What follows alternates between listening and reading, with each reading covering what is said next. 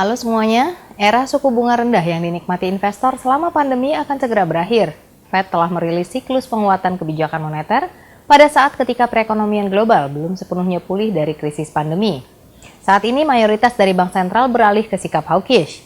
Tampaknya regulator di seluruh dunia akan segera mengikuti tren pada umumnya dari penguatan kebijakan. Oleh karena itu, saat ini kita melihat akhir dari era nilai mata uang rendah dan awal dari yang baru. Mari bahas apa yang terjadi di sesi Asia. Inflasi tinggi di seluruh dunia memberikan tekanan pada pasar saham, mempengaruhi sentimen. Oleh karena itu, pasar ekuitas Amerika Serikat memulai minggu dengan catatan pesimis dan ditutup bervariasi hari Senin. Hanya Dow Jones yang berhasil menambahkan 0,08%, S&P 500 turun 0,4% dan Nasdaq turun 1,2%. Trader menyingkirkan saham Tesla dan Zoom serta saham dari perusahaan komputasi cloud. Mereka kembali khawatir mengenai prospek perekonomian global, khususnya setelah rilis laporan ekonomi Cina kemarin.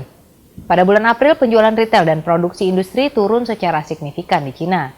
Juga terdapat penurunan tajam dalam sektor manufaktur Amerika Serikat. New York Empire State Manufacturing Index yang dirilis kemarin turun dari indikator sebelumnya dari 24,6 ke angka negatif dari minus 11,6. Sebuah penurunan drastis dalam ekspansi perekonomian pada dua perekonomian terbesar di dunia memperburuk sentimen pasar. Terlepas dari hal ini, trader khawatir mengenai gangguan rantai pasokan yang akan memperburuk situasi bahkan lebih. Oleh karena itu, berita bahwa Shanghai secara bertahap akan mulai kembali membuka bisnisnya setelah lockdown lebih dari 6 pekan, mungkin akan sedikit melonggarkan tekanan. Hari ini pasar ekuitas Asia sebagian besar trading dengan kenaikan. Inflasi tinggi dan kenaikan suku bunga mendatang oleh Fed, perekonomian yang melemah dan masalah geopolitik tetap menjadi hambatan bagi mata uang Amerika Serikat. Pada hari Jumat, indeks dolar Amerika Serikat naik ke ketinggian 20 tahun dari 105,10 melawan rival utamanya. Setelah itu mulai turun secara bertahap. Dalam sesi Asia, indeks berkonsolidasi dalam koridor harga 103,72 sampai 104,23. Pada saat membuat video ini, indeks diperdagangkan di 103,73. Imbal obligasi pemerintah juga turun ke wilayah negatif. Tampaknya spekulan takut terhadap resiko untuk perekonomian Amerika Serikat karena kenaikan suku bunga agresif. Faktanya, lebih banyak ahli cenderung percaya bahwa Fed akan meningkatkan suku bunga tunai setidaknya 50 basis poin dalam 2 rapat mendatang. Skenario dan penolakan resiko memenuhi kenaikan dolar Amerika Serikat sebagai aset safe haven. Namun analis ternama mencatat bahwa mata uang Amerika Serikat sangat overvalue dan resesi mungkin juga akan mengguncang dolar Amerika Serikat dengan kuat.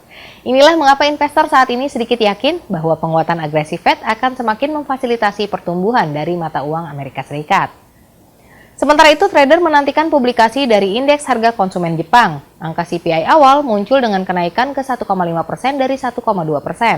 Namun sangat jelas bahwa Bank of Japan tidak akan beralih ke sikap hawkish. Pada hari Selasa, Wakil Gubernur BOJ Masayoshi Amamiya juga mengkonfirmasinya. Ia mengatakan bahwa kenaikan baru dalam harga energi dan komoditas tidak diperkirakan di Jepang. Untuk alasan ini, penting untuk tetap pada pelonggaran kebijakan moneter. Untuk yen, ahli strategi forex memperhitungkan bahwa fase bearish pertama akan berakhir. Oleh karena itu, yen akan naik ke 125,10 dalam jangka panjang. Selama perdagangan Asia hari ini, dolar Amerika Serikat mempertahankan kenaikan. Pada saat penulisan artikel ini, dolar Amerika Serikat naik ke 129,36 terhadap yen.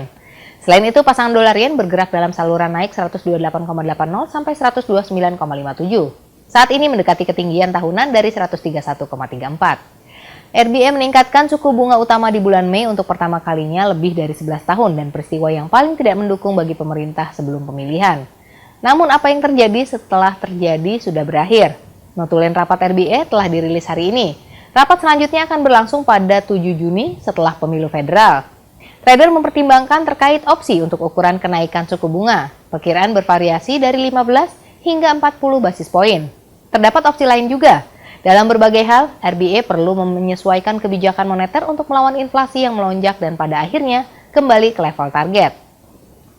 Aussie akhirnya pulih dari posisi terendah multi tahun. Pada saat penulisan artikel ini, ia berkonsolidasi di 0,7034. Pasangan AUD/USD diperdagangkan dengan bias bullish, bergerak antara level support 0,6967 dan level resistance 0,7035. Itu saja untuk saat ini, terima kasih telah menyaksikan dan jangan ragu untuk meninggalkan komentar Anda di bawah.